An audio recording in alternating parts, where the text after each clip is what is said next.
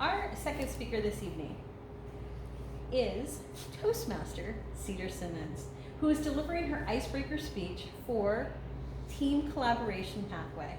Cedar was born and raised in Oregon and has worked in Bremerton since 2017 and has been an engineer for over 20 years. Cedar's Icebreaker is 4 to 6 minutes. She has asked her evaluator, Karen, to help watch for likes, volume, eye contact, and clarity. Please help me welcome Cedar as we get to know a little bit more about her through her Icebreaker speech titled Stand Up Girl.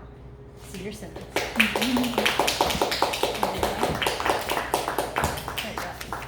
Thank you, Joanna, and Toastmasters, and guest, Mike. When I was about 6 years ago, summer, it was about this time of year, I graduated an advanced skydiving school in beautiful Central Oregon. And from that experience, I took away, there were three things really that I took away from that experience. It was the free fall, the flying of the parachute, and the landing of the parachute. And I will never forget the first time I actually came down to this big ball, returned, and landed on my own 2 feet. I was coming in to my landing, the final leg, and I heard my instructor from somewhere say, "Stand up, girl," and I did.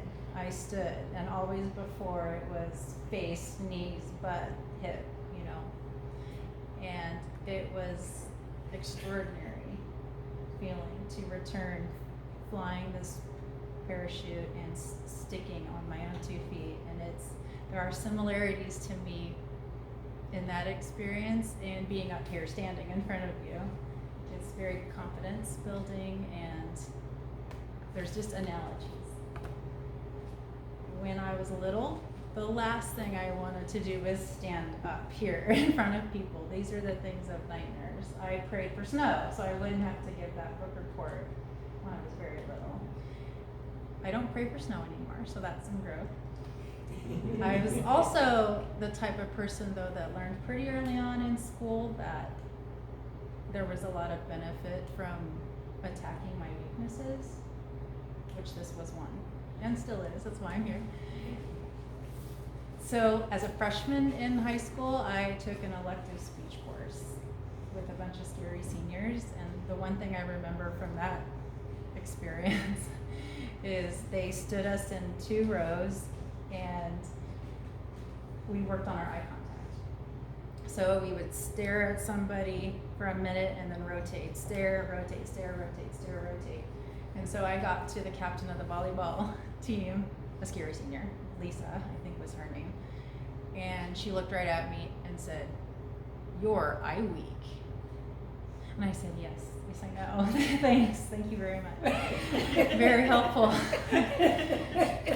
But we got better, we practice these things and we get better. And so I knew that I was gonna need to get better, and I did.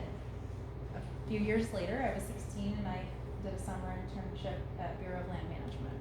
And I gave a presentation in front of hundreds of people at a school on my project. And I remember a few things about that experience. And my father, we talked about this the other day when I was preparing for this speech. He remembers me being super confident. I was a nervous wreck, that's what I remember.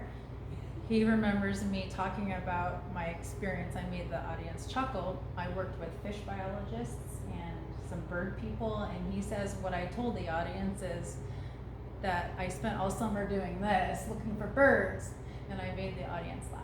And I don't remember that at all. I remember the title of my presentation was Morphological Adaptations of Aquatic Macroinvertebrates, which, okay. And the third thing I remember is we used overhead projectors. I don't know, some people in this room. And I had a pen in my hand, for my slides, and I was talking away, and my pen flipped up in the air. And I looked up and I caught my pen. And everybody froze, and then everybody laughed again. So I was being a clown, and I use humor a lot today. So those are some things I remember about my first experiences giving speeches. Today I do lead a team of 25 to about 25 engineers and scientists for my work, and I give dozens of presentations on a daily, it feels like a daily basis, but the last one I gave was to our CEO, CFO, COO, but it takes everything I have to give those presentations. It just drains me. So that's why I joined Toastmasters, was to get better, practice. I've gone through a few morphological adaptations myself, I think. I've gotten better, but I want to get better, and I've got lots of goals to try to build stronger relationships,